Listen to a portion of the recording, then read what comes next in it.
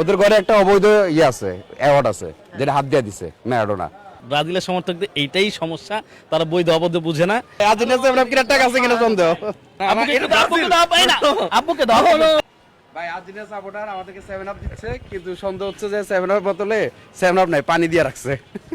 না এখন এটাই ওদের সম্পত্তি, আর কিছু নাই তো, আর্জেন্টিনা আর কোনো কিছু নাই। হ্যাঁ জিতছে তার 36 বছর পর, আর আমাদের এখানে তা 5টা সমান হয় নাই, মাত্র 3টা হয়েছে ওদের। হেক্সা অবশ্যই হবে, এবার হবে। আজকে কি বলবো, ওদের ঘরে একটা অবৈধ ওয়ার্ড রয়েছে, ওরা হাত দিয়ে গুলবে।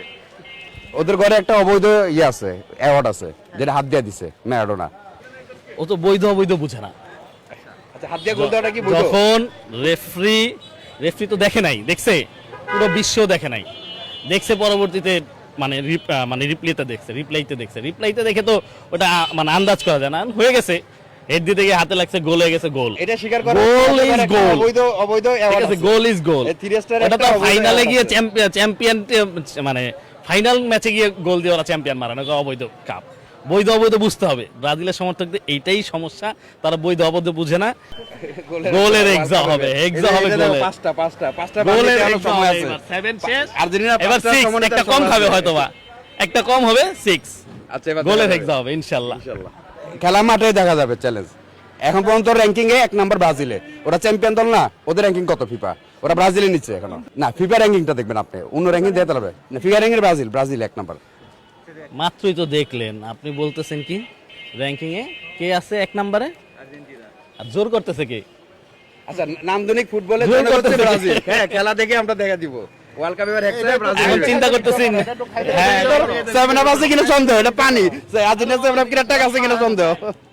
আম্মা এটা দাও তো আব্বুকে, আব্বুকে দাও, আব্বুকে দাও, পাই না আব্বুকে দাও, এই দুষ্টামি করো, আব্বুকে দাও, আব্বুকে দাও। আচ্ছা বাবা, এটাই ব্রাজিলের সম্পত্তি। এই যে এই হচ্ছে রোনাল্ডোর ফ্যান। হ্যাঁ এই যে দিচ্ছে, ওকে এনে বাবা এই যে কথা বলো, এই যে এই যে দিচ্ছে না, হচ্ছে রোনাল্ডোর ফ্যান। ছবিটা তুলে। ওরা 7 আপ দিয়ে যদি খুশি থাকে, এটা ওদের একটাই আর্ন। না। পুরা ওয়ার্ল্ড কাপে যতবার ফিফা হইছে ওরা আর্ন করছে একটা জিনিস, তাও নিজের দল দিয়ে না, অন্য দলেরটা ওরা বাহাদুরি দেখায়। আচ্ছা ওর উত্তরটা আমি দেই। আচ্ছা, আমি ওর উত্তরটা দেই। বেচারার কষ্ট এত, ওর বাসায় রাতে বসে বসে 7 আপটা খাইছে ও। আমরা সবাই ওর বাসায় ছিলাম ওই রাতে, ও বসে বসে 7 আপটা খাইছে। এই যে এরকম ওই যে আমরা সব ফ্রেন্ডরা আমরা এই জন্য একসাথে ছিলাম। আমি আর্জেন্টিনার সমর্থক একটু কষ্ট পাইছি, যে এরকম সব বন্ধুরা কান্না করতেছে। আচ্ছা 1-7 আপনি ওরা পড়ে আছে, ব্রাজিলের 5 টেস্টার কি ওরা দেখে না? এবারে আর্জেন্টিনা হাত দিয়ে গোল দেয়, এটি দেখে না? এটি সন্ধ্যা খালি 1-7 আপনি পড়ে আছে ওরা। এই যে বাবাকে দাও। এবার এটা আমরা এবার ইনশাল্লাহ ঘোচাবো। ইনশাল্লাহ এবার আমরা ওয়ার্ল্ড কাপ জয় করব। ব্রাজিল ওয়ার্ল্ড কাপ উইন করবে এবার ইনশাল্লাহ। নেইমার ফিরেছে। নেইমারকে নিয়ে আমাদের প্রত্যাশা অনেক, যদিও ফার্স্ট ম্যাচ খেলতে পারবে না ইনজুরির কারণে, সেকেন্ড ম্যাচ থেকে হয়তোবা সে বেটার পারফরম্যান্স করবে। দলের সাথে আছে, এটাই বড় কথা। সবার খেলার আলাদা আলাদা স্ট্র্যাটেজি থাকে, আলাদা আলাদা ধরন থাকে। নেইমারের ধরন এটা, সেই ধরনের খেলে, সেই ধরনের প্লেয়ার। তাও আমরা বুড়া লোক নিয়ে খেলি না, রাইট। এটা তো অনেক দিন ধরেই শুনতেছি, অনেকদিন ওদের মেইন প্লেয়ার 70 বছর যাবে না। সেই ইনজুর্ড, ঠিক আছে, অনেক কষ্ট পাচ্ছে তারা, অনেক কষ্ট হচ্ছে। এখন কবে যে ব্রাজিল আবার কাপ পাবে সেটার কোনো নিশ্চয়তা নাই। এবার 26 সালে হেক্সা হবে ব্রাজিলে, দেখো। আমাদের মধ্যে ভিন্ন হচ্ছে ও ব্রাজিলও না আর্জেন্টিনা। ওকে যখন জিজ্ঞেস করছে তুমি কোন দল সাপোর্ট করো বাবা, রোনাল্ডো। কি তোমার দল কি বলো পর্তুগাল, শিরোপা পাবে? বলো হ্যাঁ। আমাদের 7 আপ দিয়ে হেরা তারা সন্তান রোনালদো ফ্যান, হ্যাঁ। পর্তুগালকে সাপোর্ট করছে, আপনি ব্রাজিল। এটা আসলে কিভাবে? আমার ওয়াইফ আবার আর্জেন্টিনা ফ্যান। আচ্ছা মানে ভিন্ন হয়ে গেল। ভিন্ন হচ্ছে, যার ব্যক্তিগত মতামত থাকতেই পারে, ব্যক্তিগত চয়েস থাকতেই পারে। এর সাথে কখনো ঝগড়া লাগে কিনা? 100% 4 বছর পরই আমাদের ঝগড়া হয়, এছাড়া আর ঝগড়া হয় না। একটু শেয়ার যদি করতেন আসলে মুহূর্তগুলো। যেমন গতবারও আমার জার্সি ছিঁড়ে ফেলছে, আমি ওর জার্সি ছিঁড়ে ফেলছি। গতবারের জার্সি আমাদের নাই। না আসলে না এটা নেওয়া যাবে না, কারণ আসলে স্পোর্টস এমন একটা জায়গা, এখানে আসলে আবেগ চলে না। তো 2014-তে জার্মানির যে টিম ছিল সেই টিমটাই আমাদের ইতিহাসের সেরা টিম ছিল। 2006, 10, 14-তে আমরা ইতিহাসের সেরা টিম নিয়ে খেলেছি। আর আপনি যদি পার্টিকুলারলি বলেন, ফুটবল হলো 11 জনের খেলা, এখানে ওয়ান ম্যান আর্মি নিয়ে আসলে ফুটবল হয় না। এটা ক্রিকেট, 100 রান 5টা উইকেট, গেম ওভার।